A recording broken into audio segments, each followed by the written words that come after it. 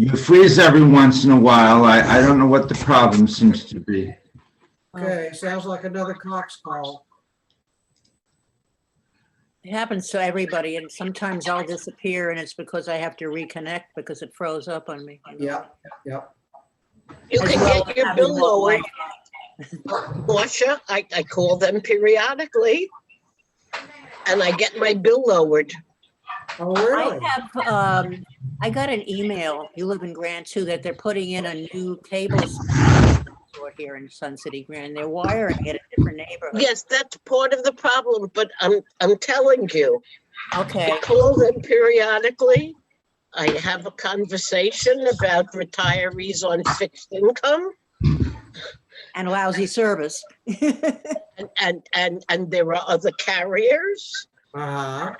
and I get connected to customer loyalty, I know the and I story. get my bill lowered. Good. I'm on a contract with them now till October, so I'll have a big argument then. And I'm hoping that other Wi-Fi provider, cable provider comes into the neighborhood. Hi, everybody. Hi, Reba.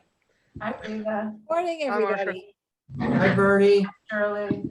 Hi, Annette. And there's Cy. Hi. There's Cy. Everybody, good Cy, tilt your computer up a little bit so that we see your whole, there you go, your whole face. Amanda. Oh, Good Amanda. to see you. And Rochelle's Missed coming you. on. Yeah, Rochelle. I know I've been working, but I'm glad I can be here Busy. today. Well, glad you're here. Amanda, Hi, Rochelle. How have you been? That's what we all said, Amanda. No. Work has been crazy, but I think it's calmed down a little bit. So Oh, I'm good. glad I can be. We missed you. I missed you guys too. morning, Amanda. Yes, I miss hearing from you. Amanda, are you at the Ukraine? We're waiting. I think we're waiting for at least Oh, here's one or two Lorraine. more. Hi, Lorraine. hi, Marcia. Hi, Lorraine. I don't see you. Where are you? Hi, Lorraine. Hi, how are you? I don't see you anymore. There she is. Fine. Good, as long as Yeah, you're I'm feeling fine. good. It's been my computer that I've had trouble. My son's getting me a new computer, so I have to wait for the computer. Okay, as long as you're okay. Yes. Yeah, Good. Well, welcome. Oh, we're missing Ray. There's Ray. A couple others. Rabbi is busy doing Rabbi something. looks like you, now I see him standing, and I haven't been to services. He looks like you, Rabbi, did you lose weight? No, Looks Got a like skinny shirt on. The big shirt. Okay. I'm a little concerned about, I seem to lose you every once in a while, but I don't know what to do about it. Ray, There's Ray. there's Ray, Hi, yes. Ray. Hi, Ray. Hi, Amanda. Hi. Let's go ahead and get started. What happens when you go away? Everybody dismisses you so much. Yeah. Again, please be respectful of others. Mute yourselves if you're not speaking. And let us begin with the blessing. Baruch atah Adonai, Asher Kedeshanu B'Mitzvotav, Tivanu Lazot Divrei Torah. Blessed are you, our loyal God. ruler of the world, who sanctified us with his commandments, commanded us to engage in the words of Torah. Amen. Okay, Rabbi. Let's Good talk about morning, blood. everyone, and thank you, Steve. Let's talk about blood. Can everyone hear and see me? Oh, yeah, too loud. At least for the moment. I experienced a few seconds before where nobody could hear me, or I couldn't hear anyone. So if something weird happens, then just let me know, and I can put the volume on my phone and leave the video on this way, or switch entirely to my phone. Anyway, good morning. Good morning. Morning. Afternoon. Good afternoon, Shirley. I'm not It's gonna be 1:03 able here. because I have a We're on doctor's daylight saving time now, so we're 2 hours and it's different. an important one. No, we're 3. We are 3 now. No, you're And- 11 o'clock, right? You're I'm at 1 Pacific o'clock. time now. Yeah, basically. And Steve, thank you, Steve. Welcome everybody. We have an interesting contingent today. And we have, can you hear me okay? Yeah, Yes. all the way to Mobile.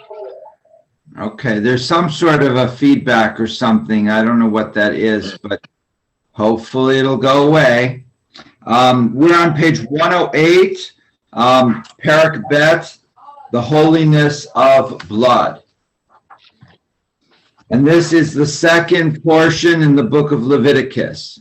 So ladies and gentlemen, we have entered into the thick of Leviticus. This is the part where, as I was a teenager, I was like, what is going on? The book was going so well. I was so immersed in the dramas, the family dramas of Genesis and the national saga of Exodus. And now what has happened?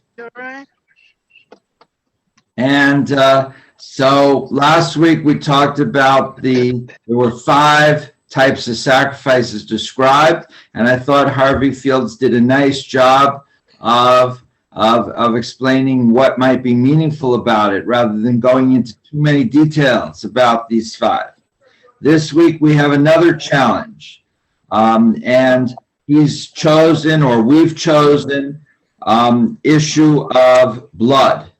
And so we're going to look at the issue of blood. I don't think that since I've arrived in Arizona that we've talked about blood at Torah study, right, Steve?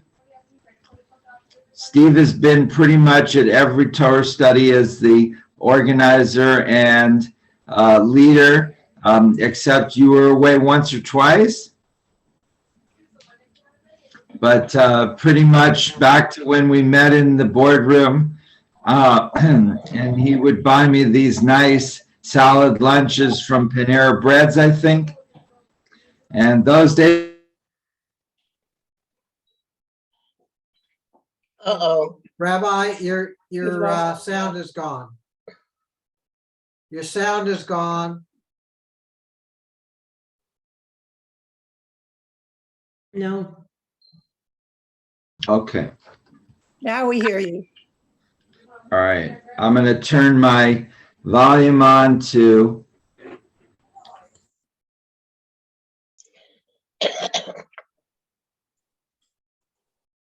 I think you're okay now. Say something. Okay. Okay. That sounds like Mickey Mouse. Okay. How's this? Better. There's an echo though, Rabbi. Is there still an echo? No, not now. No. Okay. So I'm going to keep my video on the computer and put my sound on the phone. So it's been, but since those days of Panera Bread salads, it's been very exciting, and we're very happy to have such a nice group. We're going to start right in with Parak Bet, page 108, the issue of blood. This is the first time we've talked about blood since we started Torah study, and it's a little bit counterintuitive, right? Because blood is just a part of our bodies, and what does that have to do with religion? And yet, we've seen that Judaism defines religion in ways that are a little bit different from what we would understand in a modern American society as religion. So before we start reading, if there's any quick comments or questions or observations, we'll start with that. Miriam. I wondered why they give so much time to this subject. Yeah, so I mean, that's of course a very difficult question and a very problematic one. Why so much time? And we don't know the answer to that, of course. You know, as we said, I think last week, and also in the course we started yesterday, thanks to Riva, on hot biblical topics where we did capital punishment. You know, we're at the whims of the writers and the redactors. You know, and if you're interested in the theory, we could do a course on, how the biblical text came to be, written and put together. You'll have us coming 6 days a week. Well, what can I say? So Miriam, that's a good question, and I can't really answer that, but it's a rhetorical question in that, I think most of us would prefer that there not be, but we've learned to be able to derive meaning from this as well. Any other comment? Can't see you. You can't see me? Nope. He's there twice, B. I'm here on the other video. He's on the video, but he's speaking through a blank screen, so. Where do you go now? So I'm here twice, but I'm once video and once audio. Do you want me to switch all to the other one? No, it's That- fine this way. You either. Yeah, Okay, you're just a moniker. We just see your name. Yeah, But then my video is there. It's just in a Yes. different place. yeah. If you're on a computer, you can see everybody, but if you're on a phone, they don't show as many. You have to Right. click through to see all the video. All right. Do you want me to switch entirely to the phone? Or I'm okay like this? I can't see. You're fine. I think you're fine like you are. Okay. I agree. Okay, who'd like to start reading? Page 108, Perikbet, the holiness of blood.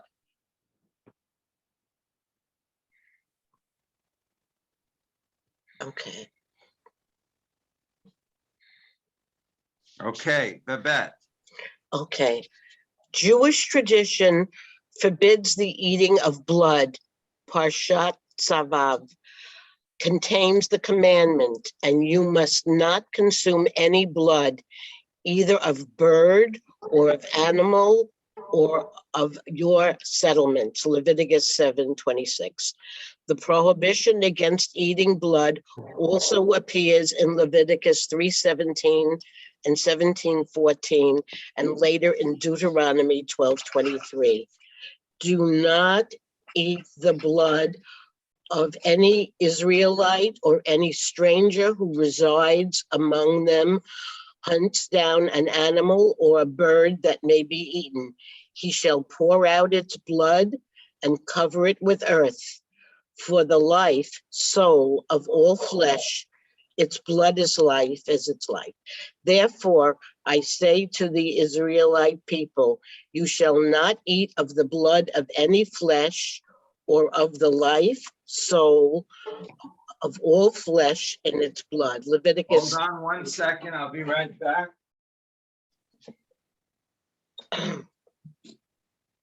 Was it something? Ellen. Hi, Ellen. We Hi. lost the rabbi, but he'll be back. I'm sorry, I'm back. I'm sorry I'm late. I didn't realize that when the daylight savings came that we were 3 hours apart, not 2 hours apart. So Hi, Alan. Welcome to Arizona. And that's Shirley in Alabama apparently did get it. It's very confusing. it's very good. I had to look it up. Okay, back to you, Babette. Okay. So you can stop right there. Okay. So anybody want to just summarize what the opening paragraph says? No eating of blood. Okay. Is that a surprise to anyone? But isn't I steak, thought of doesn't- kashrut immediately.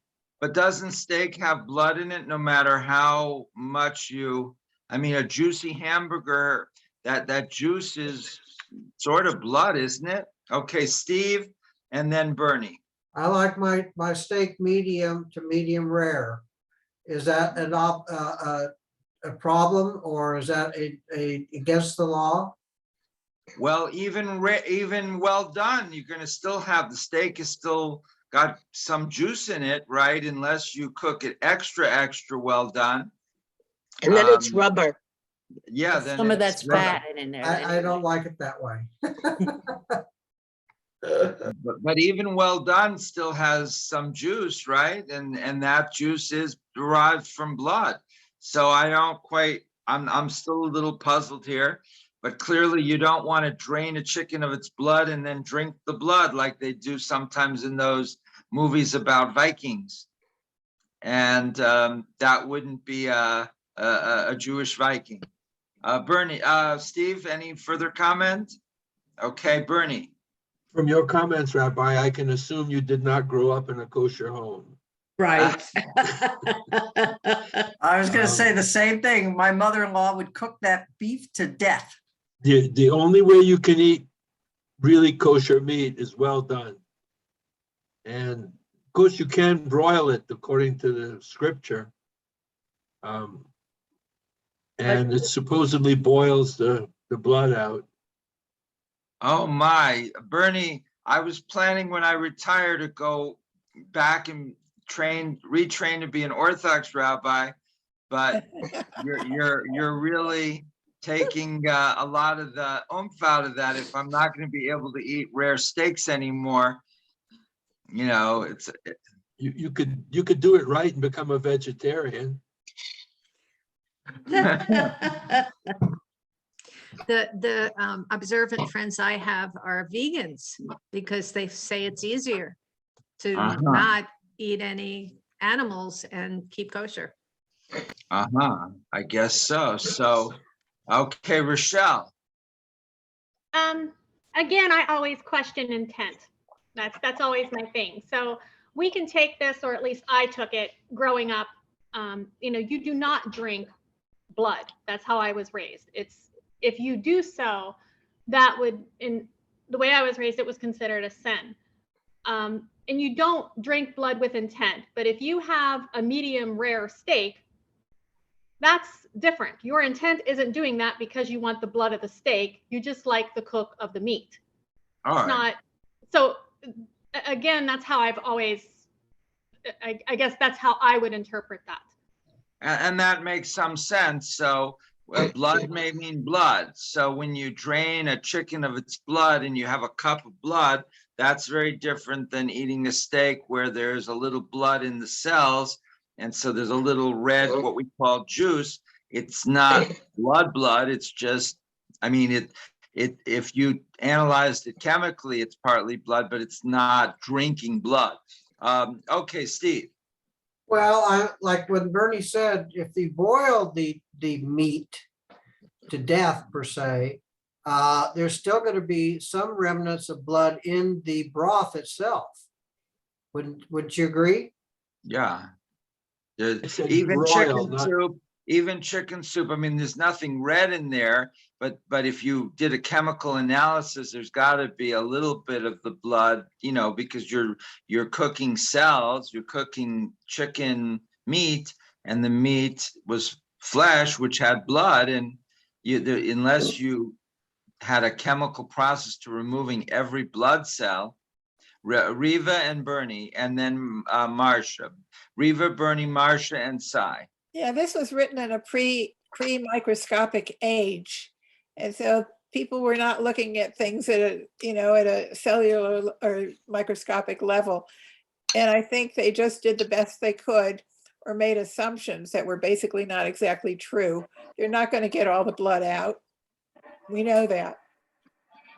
But I guess if you go back to Rochelle's comment, maybe the point is just you're not supposed to drink something obviously blood. It's not about, whether there's some remnant of the cells. It's just about, it's symbolic. It's a metaphor. And drinking blood is considered a bad thing, but eating a little bit of blood cells in your steak is a very different message, very just different symbolism, and that's okay. And apparently, people who were not Jewish in that period, there were groups that drank blood for all kinds of reasons. Presumably connected to idol worship, which is really maybe the issue here. Steve, and then Bernie, Marcia, and Cy. Okay, when somebody cuts their hand or finger, it was typically you suck it so you won't get, have any more blood coming out. Is that still considered not kosher? I would, from a halakhic point of view, as somebody who is yet to study to be an Orthodox rabbi, but was planning to until Bernie gave me the bad news, I would say yes, that an Orthodox Jew would be instructed not to suck their own blood unless there was a medical necessity, that would probably not be considered appropriate or kosher. Who is next is Bernie, Marcia, Cy, I think. Most of what I wanted to say has already been covered, but the sucking your finger with the blood, I think is probably going to be permitted, because the message that I got out of this was that they believed that an animal's blood would dilute your own soul. Whereas if you drink your own blood, it's different. Okay. Interesting. Marcia, Cy, Rochelle, Marcia, Cy, Rochelle. Okay. I lost you there. My phone rang. It is my turn, right? Yes. Okay. I had a lapse on the Zoom. I think we have to read into the next paragraph below the box, and I think they were trying, it's yet another job. We now have developed kashrut, obviously.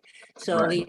we have to have rabbis getting a job of checking all these animals out and making sure that the meat was processed properly and the whole deal. And I think it's more particular than just the word blood, Right. So I stopped Babette from reading because I didn't want to get in the rabbinic material yet. I wanted to stop with just the Leviticus and talk about that for a little while, remembering that the rabbinic material, as far as we know, comes 1,000 years later, and obviously takes things in a different direction. So I deliberately. So that first paragraph then doesn't relate to kashrut for many years then? Yeah, what we're talking about now has to do with the sacrifices and with a prohibition against eating of blood. It's not necessarily connected to what appears later. Okay.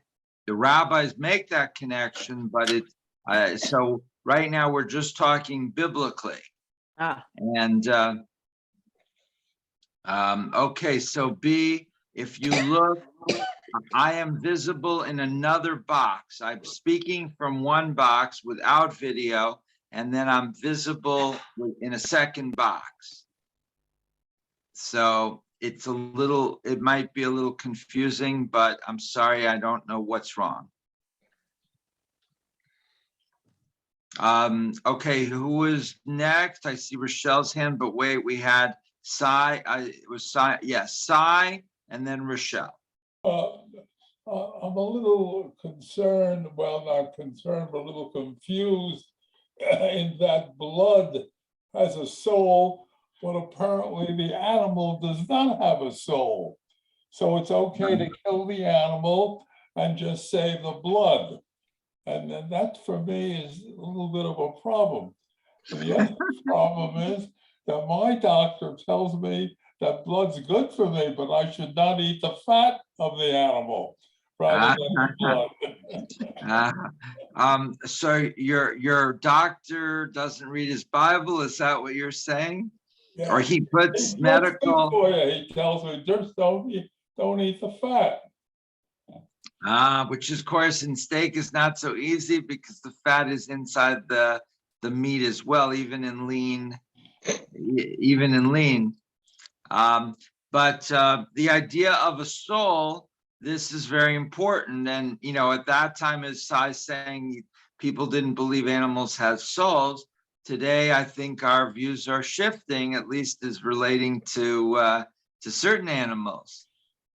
But then the idea that the life, the soul of all the flesh is in its blood, that if you know, that I agree with Sai that there's something not very modern about this thinking. Hello? Yeah. Marcia, you need to mute. She is muted. Okay. Well, I'm sure they've done comedy skits about these Zoom conferences where the phones are going off and side conversations are going on. Okay, so what I'm trying to do here, and hello, Lorraine. Hello, Rabbi. I've been here. I'm trying to make a clear distinction between what the Bible is saying and then what we're going to say later in the rabbinic writings. Okay, Rochelle. Another thing to bring up also is the disease factor.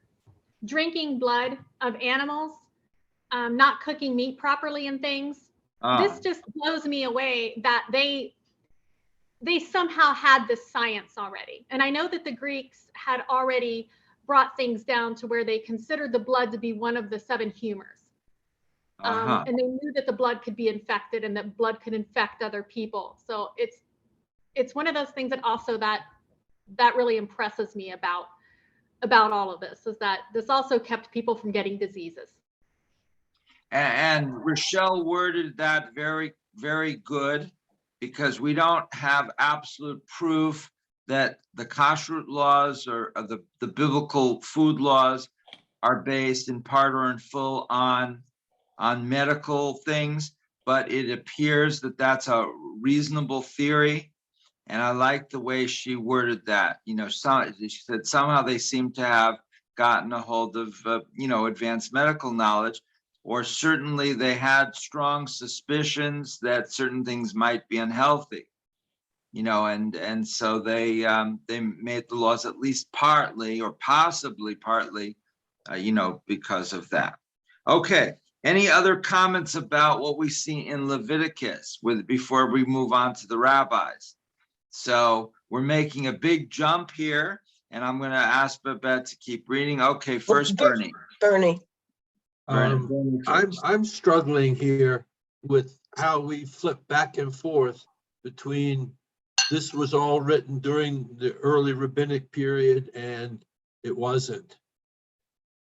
And so I'm looking at this and saying, well, if this was written 2,000 years ago and purportedly happened 3,000 years ago, where does that leave us? Right. Well, that Harvey Fields is taking, you know, a very approach to emphasize meaning for today, for a group like this.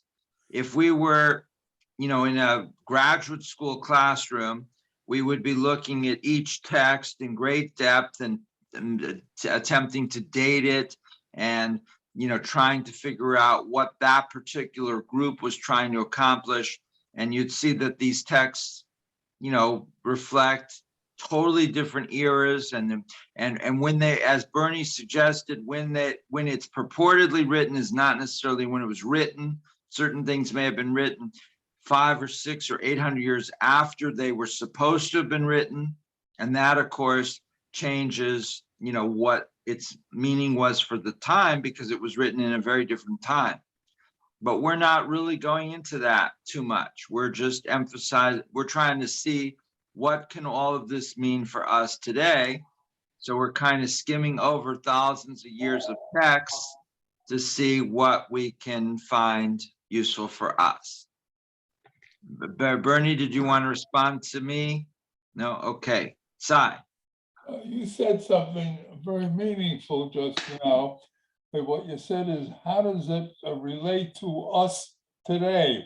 but we're talking to a Reform temple, and it's not going to relate the same way, obviously, to an Orthodox temple or a conservative temple. And that to me is an interesting kind of a thing, because what conclusions we make today certainly would not be the same conclusion an Orthodox group of people discussing the same subject would come to. That's very true. And particularly in terms of things like kashrut, where if I had been raised in an Orthodox home, I would presumably know more about cooking steak. So, okay, back to you, Babette. Okay. The early rabbis who interpreted the Torah's prohibition against eating blood developed a number of methods for slaughtering and removing the blood of animals. The knife used is to be razor sharp and perfectly smooth without any nicks or dents, so as to cause as little suffering to the animal as possible. The blood spilled at the moment of slaughter is to be poured on a bed of dust and to be covered with the dust and buried. After the slaughter, the blood is to be removed from the meat by soaking it for half an hour and by salting it for 1 hour. Then the meat is rinsed and ready for cooking. One may also remove the blood by boiling the meat. Abraham. Oh my God. So you're going to buy these delicious sirloin Shoe steaks leather. Shoe leather. and boil them before you cook them even? No, it's broil, not boil. Oh, broil. Okay. So you can broil them. Okay. The salting works though. The salting is good. I salt all of my meat. And does it so make the meat very salty afterwards when you eat it? Negative. Well, It brings out a lot of the flavor. Yeah, but salt is not so good for you as you get a little older. Okay, yeah, I haven't got there yet, but you're probably. There'll be a time when I'm broiling. I'm sure it's coming. And that's why there's such a thing as kosher salt, which is larger, because the kosher salt is used to pull out the blood rather than to just flavor some stir fry or something. Okay, so this is what you would do. So if you're trying to get the blood out, but why do you want to get the blood out? Let's get back to see if anybody has some ideas. What is the symbolic meaning of blood? You know, if Ellen is there, she might pitch in, or Pam. I mean, we come across blood in different contexts. What's the problem with blood, or what's the symbolism of blood that we're so afraid of or want to avoid or have such reverence for, or whatever it is? I'm not sure, you know, what is our issue with this, or what is our, is it positive? Is it negative? What is blood for us? Okay, Marcia. Well, you talk about the lifeblood of an animal, a person, a being, and it's what goes through our whole bodies to keep us going. So it consumes the whole entity of the, let's say, the soul of the being, animal or human, you know, human person. So I think it's so encompassing. Every living creature has blood of some sort, except the cold-blooded ones. They still have blood. So, you know, so I think that's it's the universal thing that keeps it, that unites us all. It's the blood. Okay, interesting. Babette? Well, I wonder at what point were blood transfusions prescribed for causing wellness, for recovery? Mm-hmm. So blood transfusions, so you can give the life of blood, or the gift of life through blood to somebody. Ellen? I was just thinking that it's a form of control, that if idol worship included blood sacrifices, that this was a way to keep people in control and away from doing that, potentially. And also I was wondering about the Christian Scientists, the people who Yeah. don't use medicine. Is this like part of what, because they don't do blood transfusions. Right. Right. So is this, did they take that from our scripture? Possibly. I can't answer that question well, but I just saw a show about this yesterday about a child who needed a blood transfusion, and the mother and the child who refused to have it because it was somewhere in the Bible. I don't know if it was the Christian Bible or the Old Testament. It said that it was not allowed, you weren't allowed to take in blood. So it's Rochelle. Well, blood, like I think everybody has said, and as the Bible states, it is the spirit, it's the soul. The only part of the body that blood does not ever touch is your brain. And when blood starts touching your brain, that's a bad thing. So it's our soul. I believe that it's like the life source. So without it, you cannot live. And if I had a child, you know, I don't know, if I had a child that needed blood, I'd let them get it personally. But to me, it's just the soul, and that's what it's represented. Even when we were growing up, you know, you respected the animal's soul, you respected the animal's place with God, and respecting the blood of somebody is the same. And giving blood to somebody is the same. You're giving them life. You're allowing them to continue their journey with life. I think everybody would agree with that.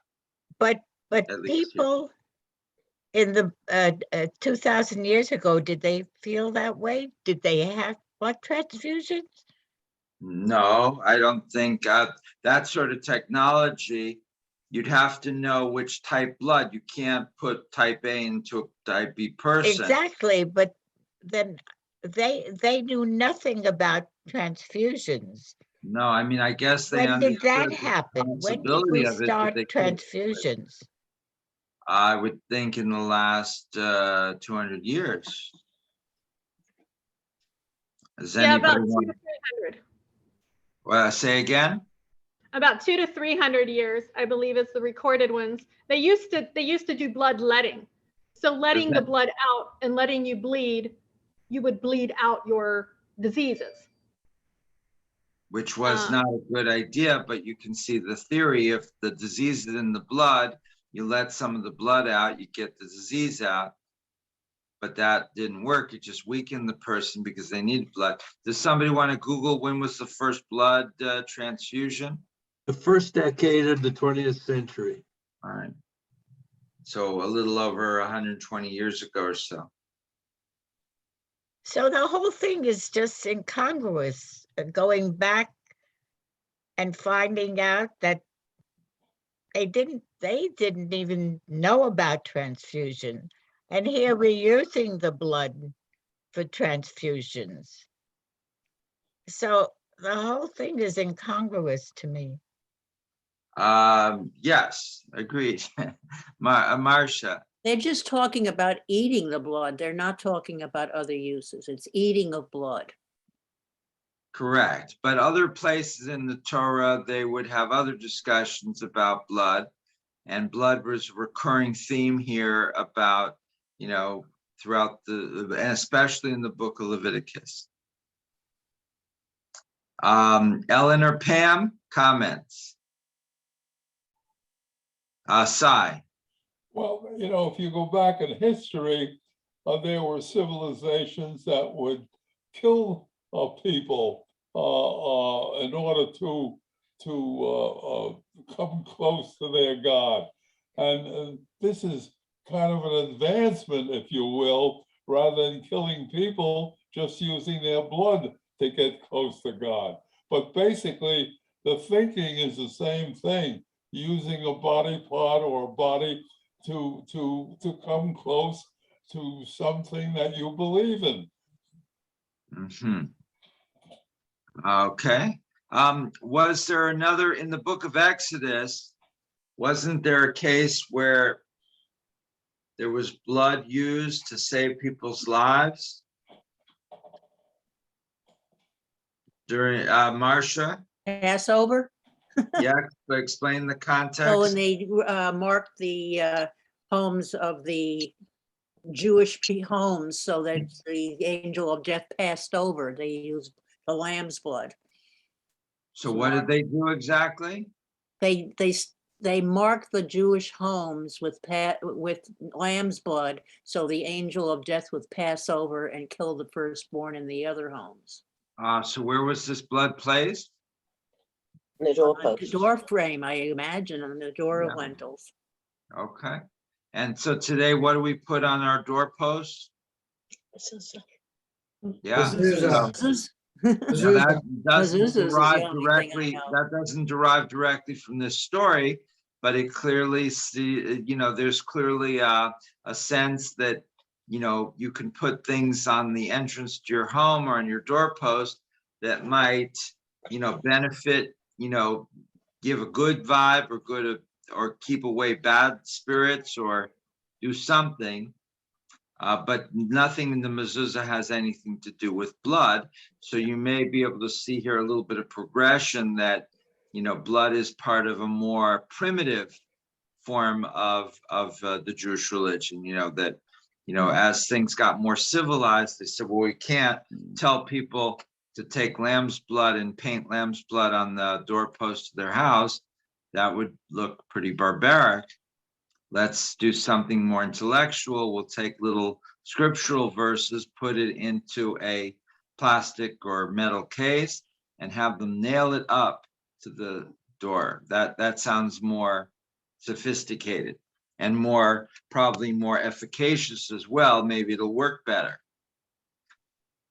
But you don't know. If blood is seen as very powerful, then lamb's blood might be a very powerful message. Okay, Babette, you want to keep going? Okay. Why this unusual attention to blood? Why does Jewish tradition forbid the eating of blood? Most commentators agree there are two reasons for the Torah's prohibition against eating blood. The first has to do with the common use of blood by pagan cults. The pagan ceremonies, the blood of animals was eaten in the belief that it would provide strength or healing from sickness. At times, such ceremonies also included the offering of human blood in hope that it would satisfy thirsty demons who, it was believed, might cause harm. Early Jewish tradition rejected such ritual practices as dangerous and misleading. All right, comments. Rochelle, Pam. Are there other examples other than the Passover blood thing that we know of in the biblical? Other use in some type of holy? Because this chapter is called the holiness of blood, and I was wondering if there were other examples of where blood was used by the Jews in some type of holy manner. I'm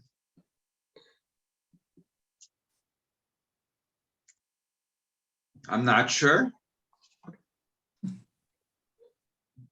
I'm not sure. It's sorry to catch you without research. It's possible. It depends. Maybe not, but Babette has her hand up. Babette. I had a thought.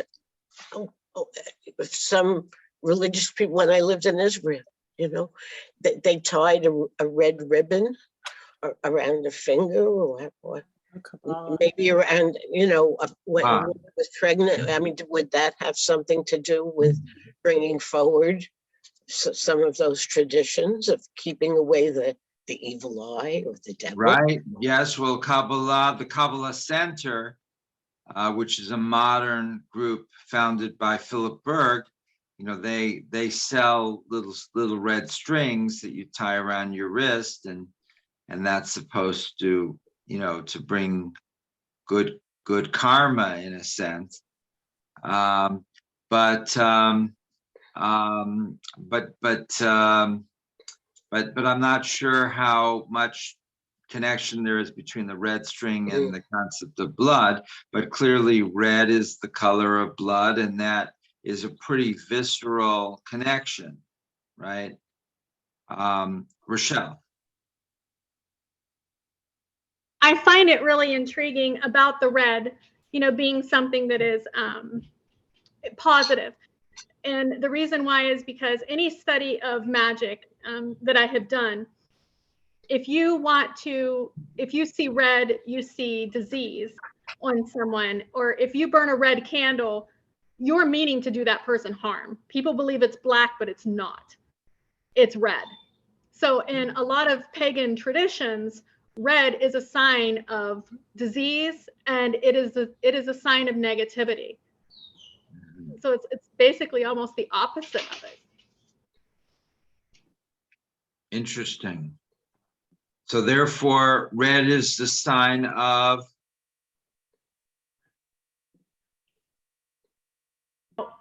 It's a bad sign.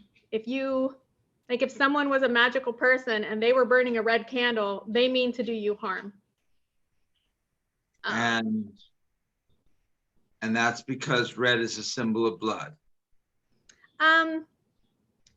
Somewhat, yes. It's the symbol of your soul. So they're burning your soul.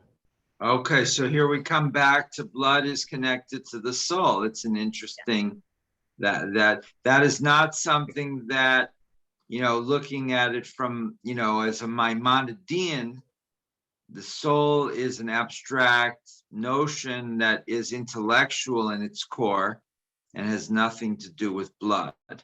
So Maimonides, I don't think, would have drawn a connection between the soul and blood at all. But you can see it was right there in the in Harvey Field's interpretation of the quote from Leviticus that we saw in the box right at the beginning. Okay, Babette, back to you. Okay. We've been talking a little bit about pagan ceremonies.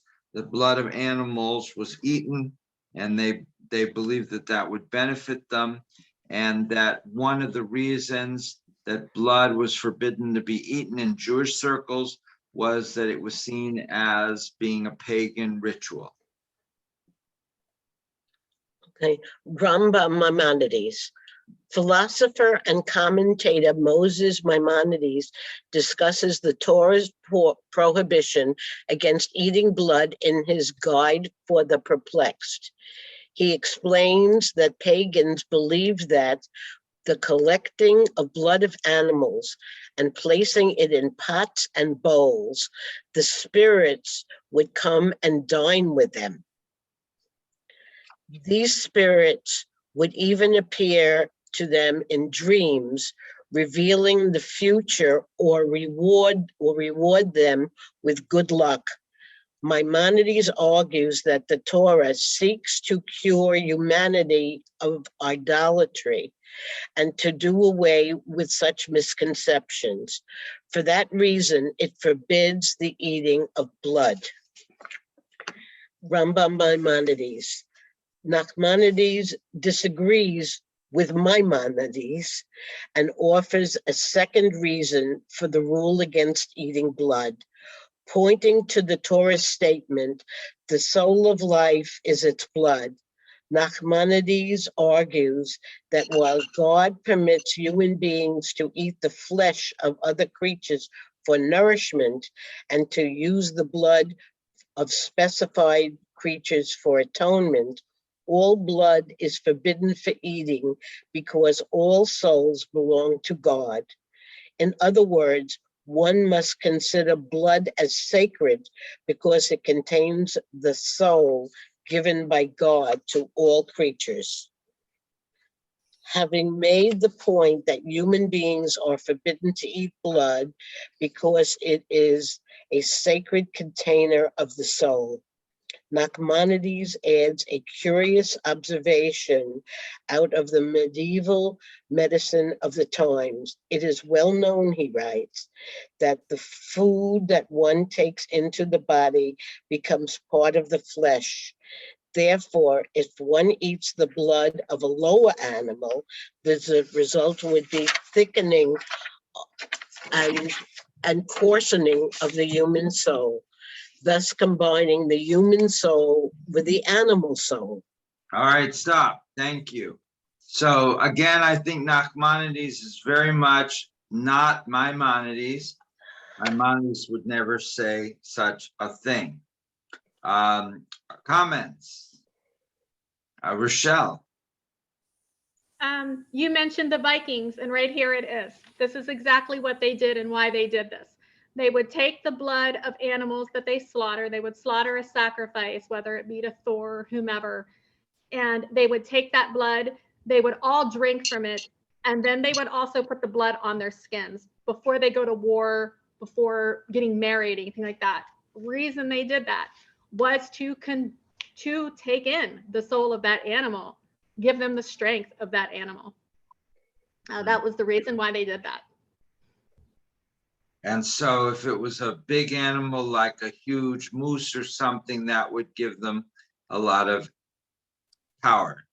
Yes, it would give them the strength of a moose, or they would have the resiliency of a goat. You know, they would have the agility of a goat or something like that. But that is why they did that. But you wouldn't use rat blood or rabbit blood because that would only diminish your abilities. Well, I mean, rabbits are pretty fast, and rats are they're very good at subterfuge. So I don't know, maybe some of them did use them. Okay, other comments? Bernie or Ellen? Ellen. It's so incongruous to me that it's so specific, and yet we were accused of the blood libel, you know, that we drink the blood of children. Is that what the blood libel was? You know, Correct. That in various places the Jews were accused of kidnapping a Christian child, killing him for the blood which was used in either making a Passover matzahs or drinking it or something like that. so it's like total disinformation, you know, like we're used to now. But it just seems so incongruous that it's so clearly written that we don't do this, and yet we were accused of doing it. So But I think it's been well established in recent years that if you're subject to discussions of a certain sort, such as in Russia, where, you know, most of the media is, you know, has been over the past 20 years presenting a certain perspective, 70% or so people will simply accept that narrative, even if they have access to the internet and they can look up other things and so forth. It's the majority of people will simply accept what most people are saying or what people are hearing. So it wouldn't surprise, you know, it's not surprising that in medieval Europe, you know, the majority of Christians would believe this stuff.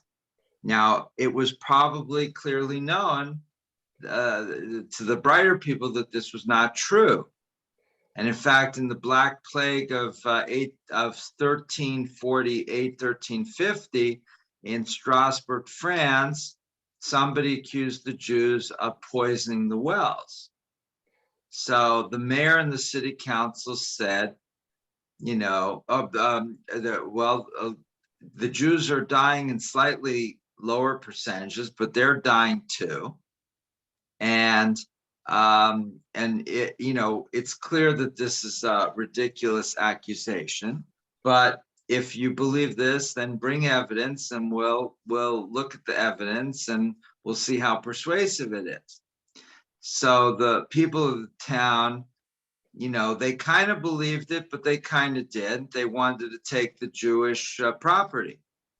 So there were elections in those days, and so they, you know, they quickly called elections and basically voted the mayor and the city council out, and voted in a group that would go along with it. And then they were able to expel or murder the local Jews and take everything that they had.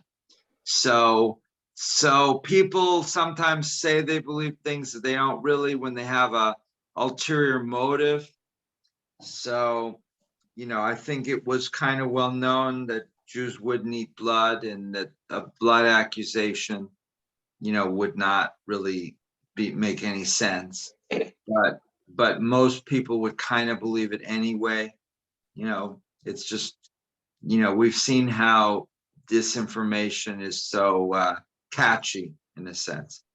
The other thing I was thinking is that women's blood is treated so poorly, and yet it's supposed to be life force, and yet we're not supposed to be near anybody if we have blood. So I was going to raise this 2 or 3 times earlier, and I thought, I don't know how to do this in a diplomatic way. You can pay me later. So I would wait for somebody, preferably a female, to raise it for me, and then we'd open up that discussion. So thank you, Ellen, and thank you, Rochelle. Riva. Yeah, thank you, Ellen. My thoughts were exactly on the same line yours were.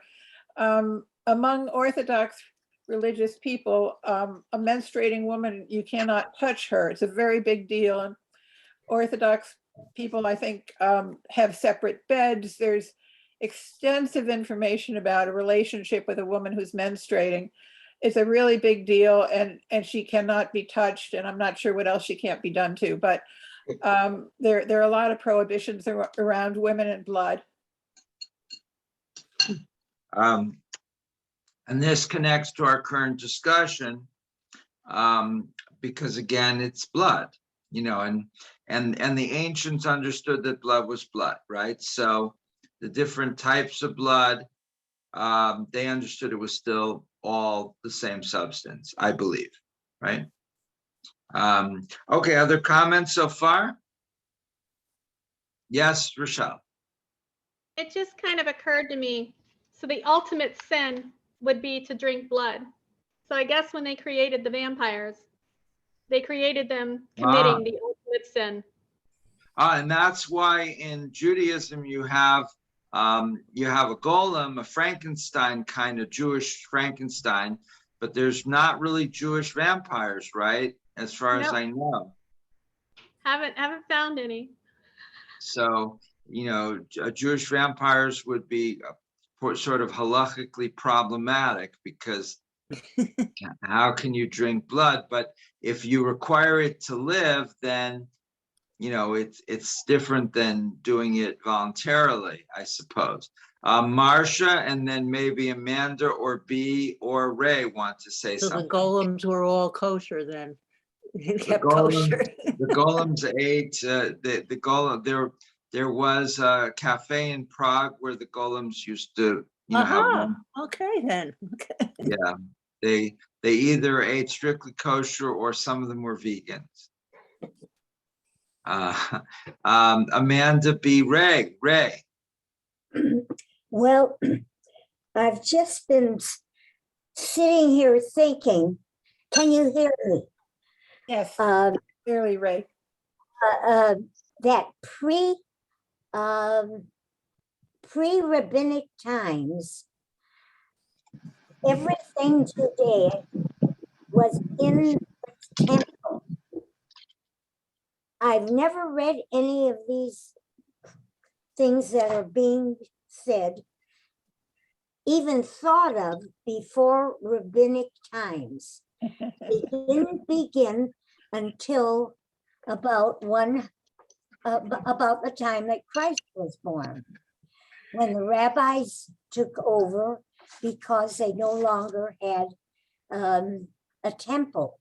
In the temple, the blood was doused over the altars as the animals were killed, and the altars were just smeared with blood.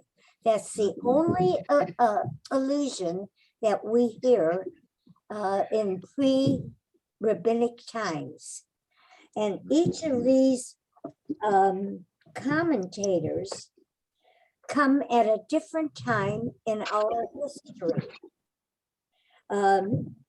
So there's no such thing as kosher in biblical times. It was developed along with these blood ideas. And we don't know exactly when true kashrut was started. So we're talking about historical change here. Correct. And that's my point. Thank you, Ray. And that, Bernie has something very interesting up. I don't know what it is. It's my golem. It's,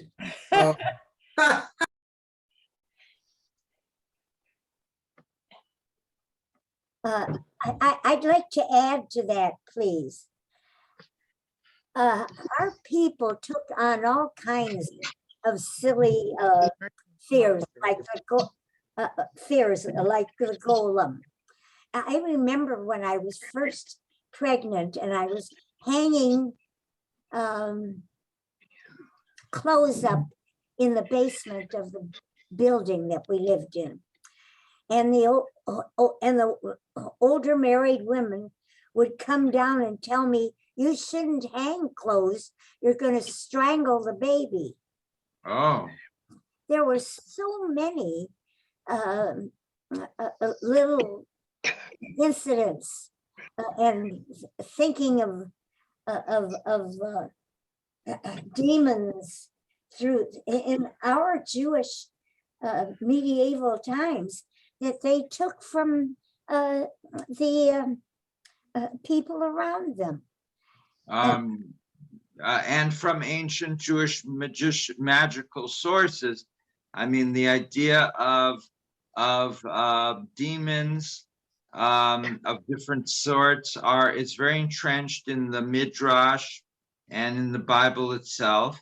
And in medieval times, they used to put one of those chamsas in the crib, or like on top of the crib, where the baby would have things to look at.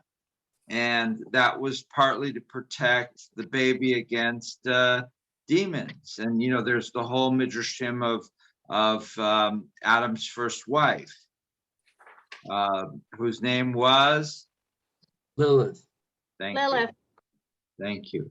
And Lilith, at least in the later versions of the story, becomes a very bad demon who goes around killing babies.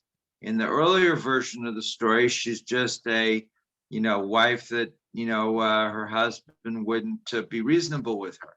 So, the rabbis kind of turned it, against her. Like, if you make too many demands in your marriage, you really are a demon who's going to be intent on murdering little babies. So it wasn't really fair, but that's how her later image developed. Comments, Lorraine, Pam, Ellen, Cy. Shirley, is that a hand? Yep. Okay, Shirley. You want me to talk? Yep. There's a book I read years ago. If you haven't read it, it's really interesting. It's called The Red Tent. And it's a book about women they go to this red tent to live during the time they're menstruating, so that they're not at home. Pardon? Pardon? Anita Demont is the author. Oh, okay. I couldn't remember the other. It's been a long time ago, but it's very interesting, and it has a lot of facts about it too. If you haven't read it, it's good reading, and easy reading. Very good book, yeah. And it was very famous, for women's book clubs things. And I guess Pam has some additional information about the Red Tent. Go ahead, Pam. Yes, my former congregation, the Women's Book Club, did read that. But yes, and it's recommended. But I was going to say something about Lilith. My former rabbi from Connecticut once gave for the second day of Rosh Hashanah, he wanted to give an interesting sermon to make sure everybody came for the second day of Rosh Hashanah. And the name of the sermon was Why Lilith Was a Sex Fiend. The attendance was excellent. Okay. Are you suggesting we should do the same thing here? Well, I don't know. I'm not sure we're ready. Rochelle. I wonder, and I don't know if this is right or not. I know there's some Native American traditions as well. Women would sit in tents on cloths. They were not to be out as well. And that's also, I believe in Islam, the women are not allowed to pray when they're on their menses. But I'm wondering, because we do think of the blood as soul, as the soul, if you do see that point, I'm wondering if it's that we would do that every month, and that is evil or uncleanliness leaving our body every month. Like that is our, that's said to be our curse, right? Because we did something, this is what's happening to you now. So I wonder if that's maybe how it's looked at when the menses is going on. That's the evil leaving the woman's body. I don't think. No, I think it's just that it's not clean. Yeah, Isn't that why? Isn't that the punishment of Eve? Yeah, and I'm wondering. That's one interpretation. One interpretation, right? I don't think we personally would necessarily want to go in that direction, but yeah, that is something that has been said. Ray. I don't agree with that. I just simply think it was a way to be sure that there was no intercourse and no temptation.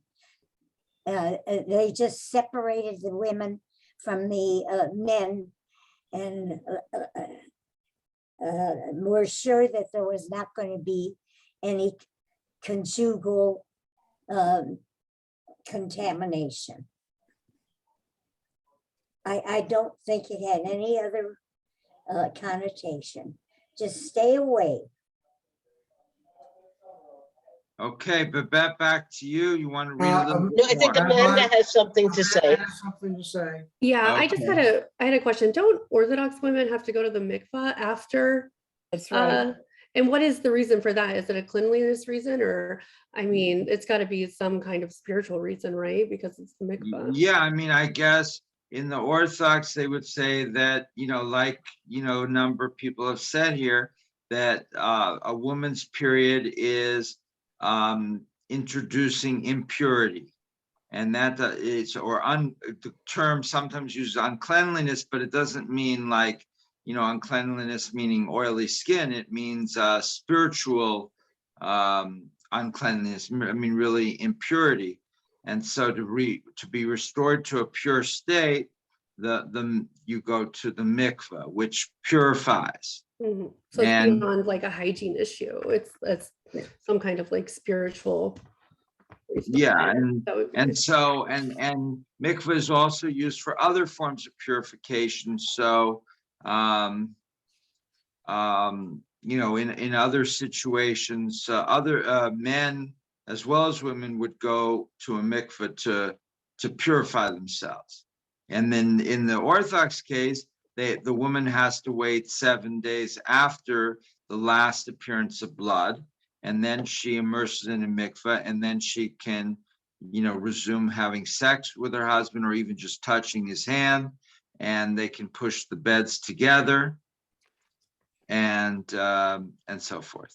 So women, that would be, they would go on a routine basis, but there's no circumstance where a man would go to a mikveh on a routine basis, right? Not where he would have to, but there were men who would do that, who would go, every week before Shabbat, for example, to purify themselves from any actions of any sort that they might have done that week that were somehow impure, and they wanted to enter the Sabbath in a completely pure state. So they would go to the mikveh on Friday afternoons. So for women, it's mandatory, but for men, it's optional, pretty much. I mean, you could say that. Okay. I guess. Yeah.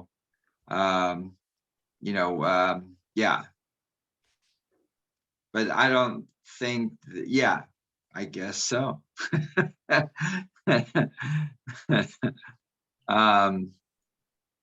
So this idea of this red tent that Shirley mentioned, where the women all have to go, they're in the use of the word red tent.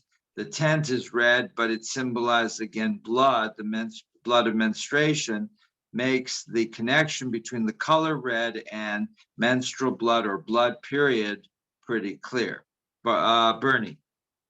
As an aside, one Friday afternoon, we were on the beach in Tel Aviv, and we noticed about 100 yards down the beach, there was this long line of men with black suits and white shirts walking down towards the ocean. So I presumed that they were going to do some symbolic, at least, mikvah before Shabbat.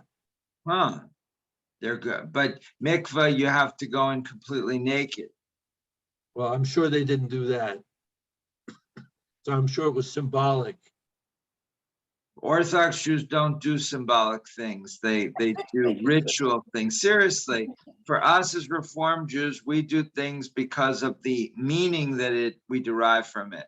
In Orthodox Judaism, everything has to be according to the law, or it's invalid and even like almost sacrilegious.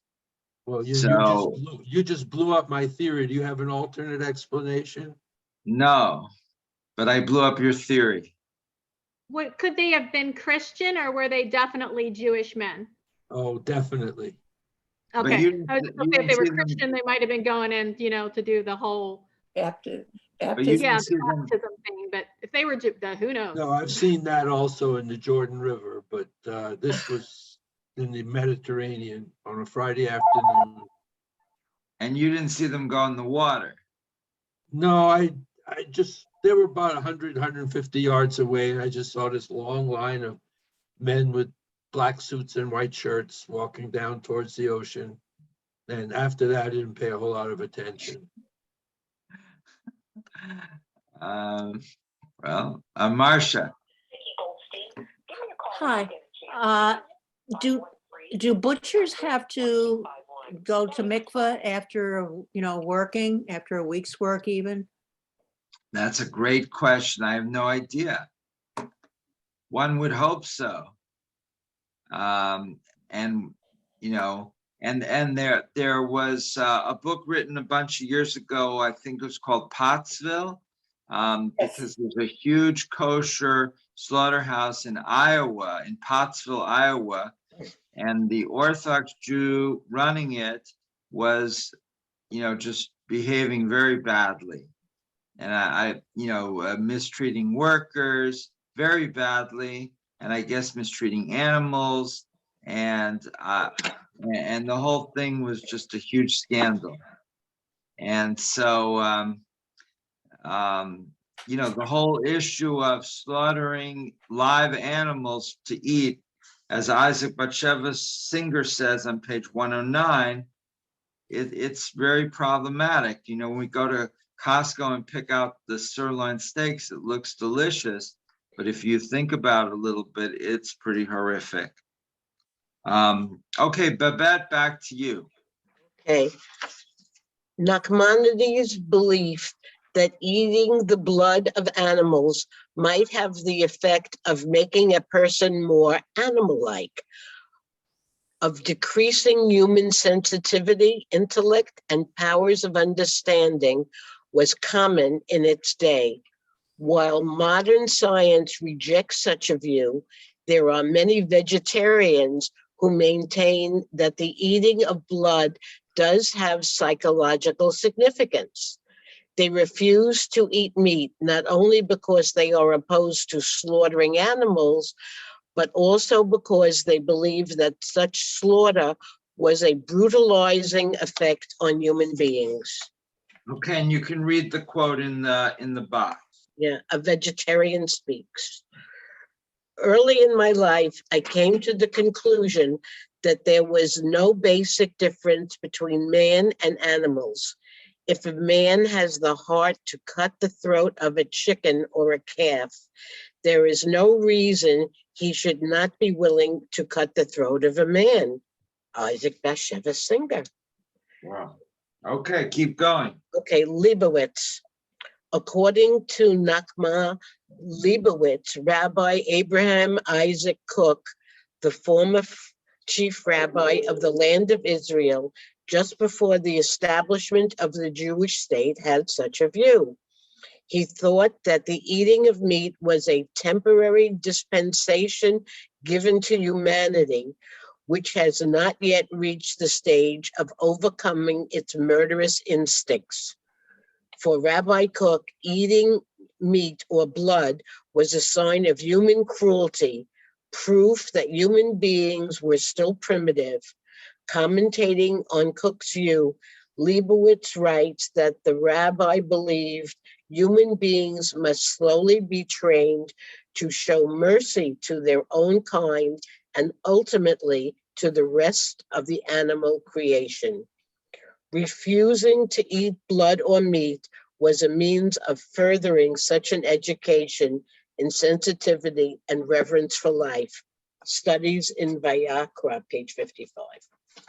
Rabbi Cook's view, as presented to Nechma Leibowitz, is close to the opinions of Rabbi Samuel H. Dresner and Seymour Siegel in their discussion, The Jewish Dietary Laws, Burnishing Book Press, 1959. Commenting on the prohibition against eating blood, they write, there is no clearer visible symbol of life than blood. To spill blood is to bring death. To inject blood is often to save life. The removal of blood, kashrut, the laws of slaughtering animals for food, teaches in one of the most powerful means of making us constantly aware of the concession and compromise that the whole act of eating meat in reality is. Again, it teaches us reverence for life. The Torah. We can stop there, Babette. I mean, they're trying to make an apology almost that why it's okay to eat meat. You know, and I'm not sure I agree with Dresner and Siegel at all. Comments? You know, you've also noticed the conversation here has veered away from blood in a theoretical way to kosher laws, you know, which are really nothing to do with the biblical account at all. And so I'm more interested in the theory of blood and what blood symbolizes, you know, in various contexts, not necessarily in eating. I think we've all reached the point, or most of us, where we understand that in theory, eating cows and other animals is not the best thing to do. And not only is it not nice to kill cows, but the growing of cows for meat is it's an environmental problem, and there's just a whole host of religious issues with it. But all right, get some comments. Amanda. So when you slaughter a kosher animal, you're supposed to make it quick, right, and painless. Are there any laws about the life of the animal, like prior to the slaughter? I mean, do they have to be taken care of a certain way? I know in modern times, animals are treated horribly.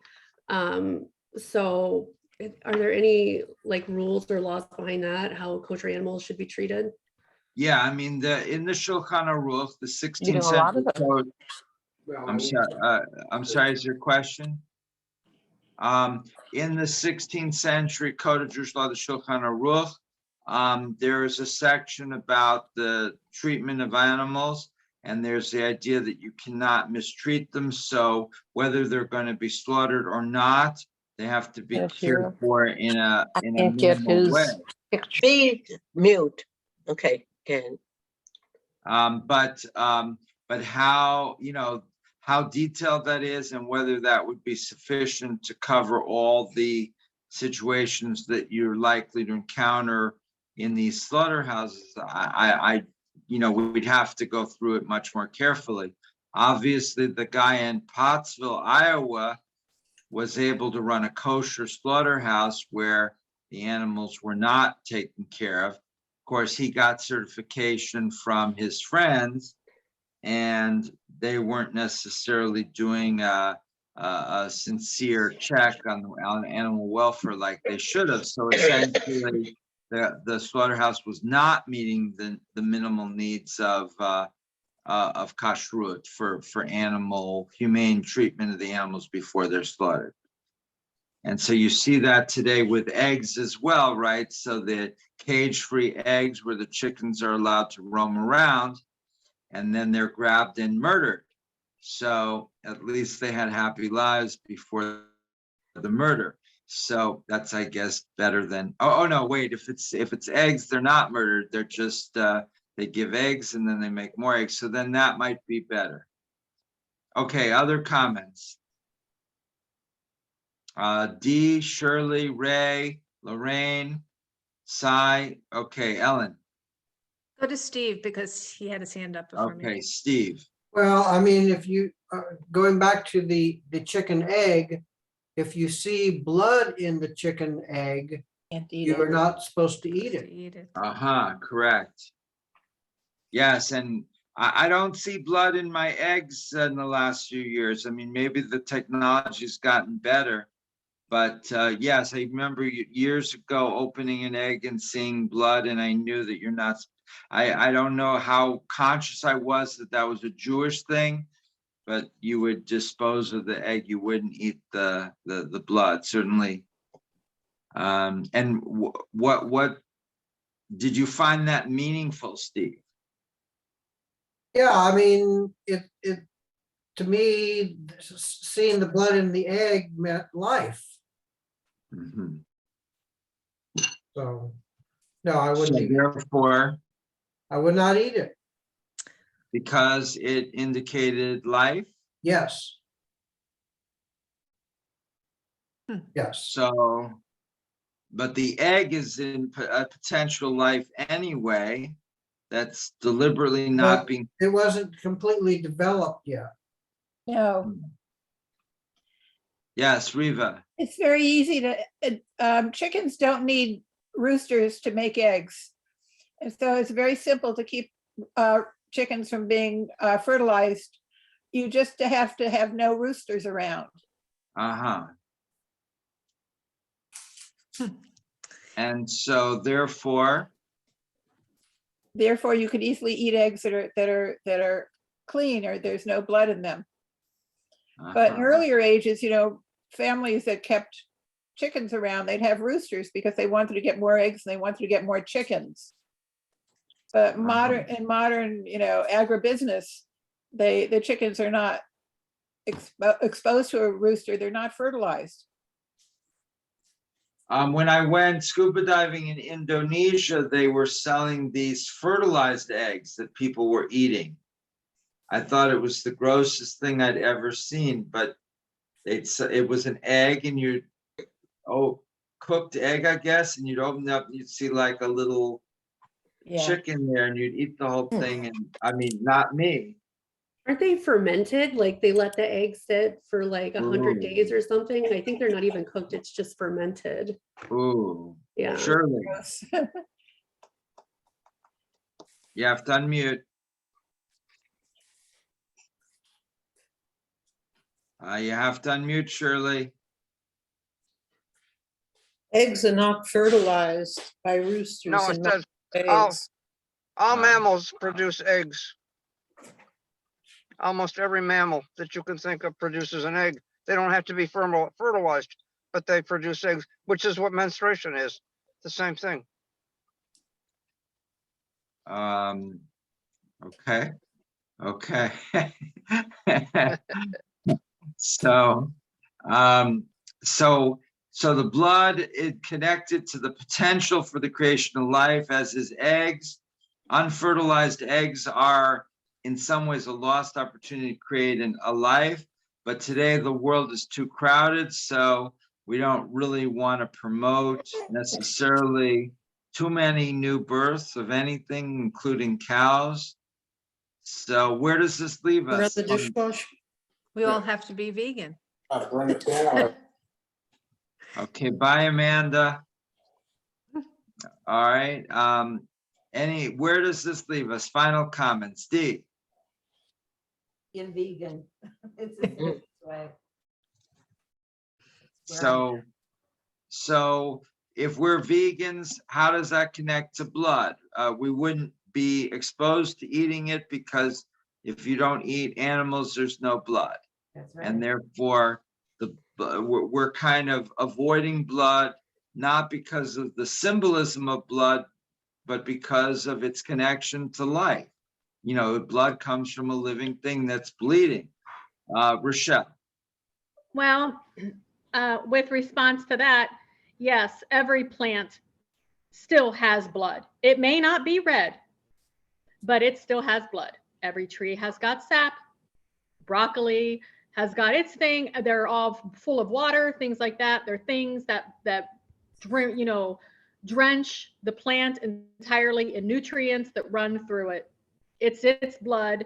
So either way, I just don't see that particular argument for vegetarians, but it is what it is. That's just me. Everything's got blood. Everything alive has got some sort of blood. Okay, final comments. What's the meaning of all of this? Riva, Babette, Lorraine, Ellen. Can we have a conversation at some point about circumcision? I know you didn't want to raise women's problems, but that's also about letting blood, isn't it? I don't know. Maybe it is and maybe it isn't. That request would go to Steve and Riva, circumcision. Not an expert. Riva, can we do a discussion on circumcision at some point? Sure, if people are interested in doing that, we can certainly consider it. We've been talking recently about trying out some new programs for one session and see if it's something that people are really interested in pursuing further. But sometimes we can have one, single sessions of topics of interest to the community also. Oh, we were going to do that possibly with ancient Jewish magic. Right, exactly. Oh, cool. And we were afraid that we might accidentally turn everybody into frogs. And then we wouldn't be able to have a second session after that. You have a lot of explaining to do. Yes. All right, final comment, anybody? Pam, Ray, Bernie, Cy? Bernie. Well, just back to circumcision for a second. My recollection is that there's a requirement that some number of drops of blood have to be drawn, otherwise it's not a kosher one. So it's not just removing the foreskin, it's drawing blood. And if you are previously circumcised, but not in a ritual way, then you're supposed to have a ceremony called Hatafat Dam Brit, which is the drawing of blood for the purposes of establishing the covenant. So you'd actually have a ceremony where a mohel or somebody would just take a tiny needle and just put it into where the foreskin was and just draw out at least one drop of blood. What was that called? What was that? Hatafat Dam Brit. Hatafa means drawing out of, or something like that. Dam is blood. Brit is covenant or Brit. So it's a Brit for someone who already had a Brit. So it wouldn't hurt barely, but it would draw blood, so basically it's saying you already had the foreskin removed, but we're just gonna go back and, open up the wound just a little bit so that this time it counts for the purposes of establishing the covenant. And of course, there is no comparable ceremony for women. So there's a Brit for man, which does involve blood, and there is no similar ceremony in traditional Judaism for women. Now, in modern times in Reform Judaism, we have the naming of the daughter. And there's ceremonies that are meant to parallel the Brit ceremony, but it's still, in terms of biblical and rabbinic precedents, doesn't have the same. Final comments. Lorraine, B, Riva, Miriam.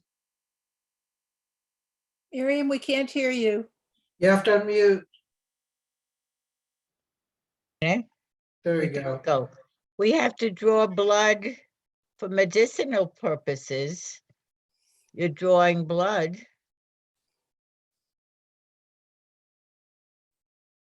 What about that? Well, But you're not eating it. That's You're not legitimate. eating it, but you're still drawing blood. Yeah, I mean, anything done for purposes of medicine for improving health is considered acceptable in Judaism. So, but we're focusing on things where you're not doing it for medical purposes. Okay, Steve, back. Sorry? I said again, it's all with the intent. It's a lot of it has to do, certainly as Reform Jews, we're concerned with the metaphor of it, the symbolism, and the intent behind the action rather than the halachas of the actual action. Okay, back to you, Steve, for any final thought and then the final blessing. Okay, Riva, you probably have some announcements to make. I don't have any new announcements today, but thank you. Our class in Hot Topics in the Bible is blazing away with a lot of enthusiasm, and our class is currently voting on what other topics we want to include, and we've had a very strong response. Everybody wants to include everything. Well, I don't know. I haven't voted yet, so we'll see. Well, if you haven't voted yet, please get in your vote. Okay, let us conclude with the blessing and be on with our rest of our day.